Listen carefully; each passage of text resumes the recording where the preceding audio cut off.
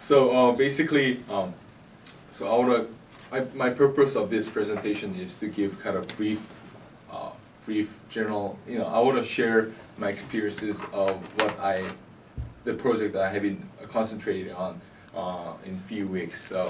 So basically, at the start of this semester, like when we were assigned this term project, I was kind of determined that I already had a topic to deal with in my term project, which was as Aziz have done it. I wanted to delve into a person who I thought had a good leadership aspects, and I wanted to kind of deal with the aspects and qualities of him being a leader. And he was Ban Ki-moon, the Secretary General of the United Nations.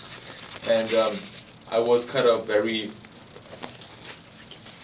astounded. I was kind of inspired by how he dealt with the disaster of Hurricane Narcissus, which took place in 2004 in Myanmar.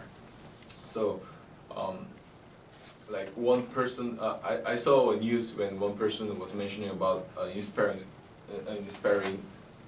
story when Ban Ki-moon he pulled off his sleeves and he dipped into the water to save poor people and people who were having problems with disasters.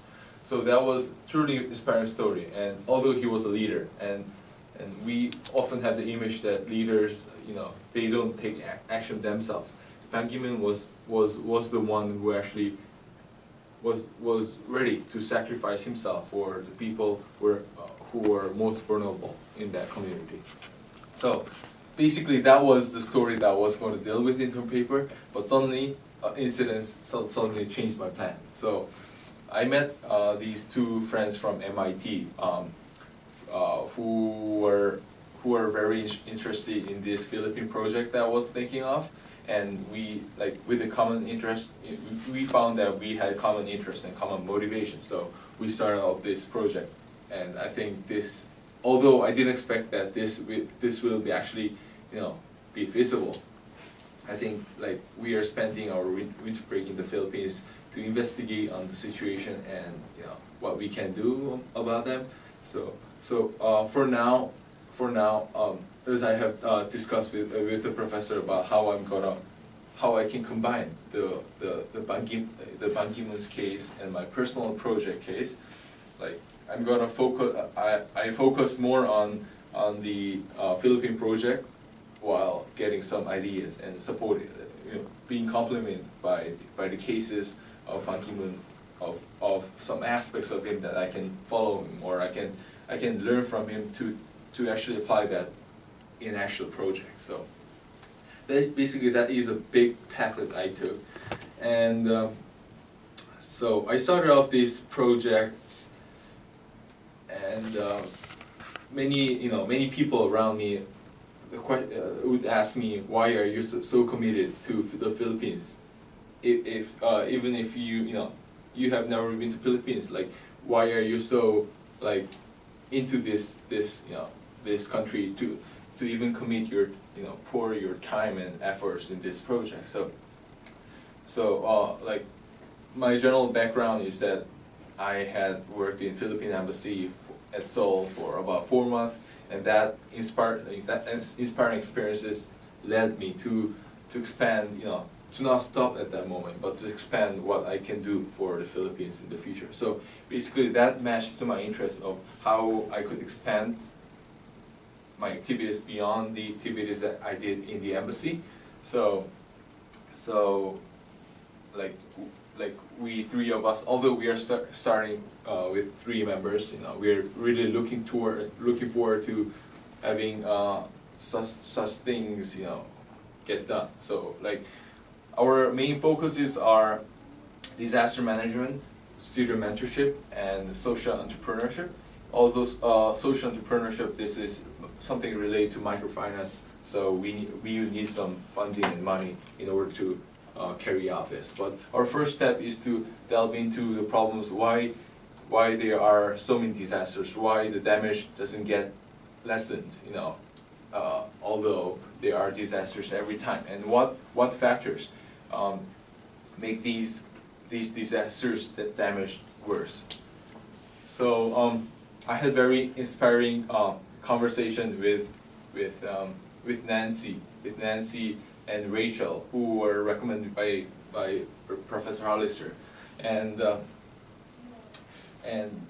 I heard a very interesting story of Nancy's husband when he was at the Philippines, sitting at a restaurant watching a beautiful scenery of hills and mountains, and suddenly he saw some shades of trees being cut down and being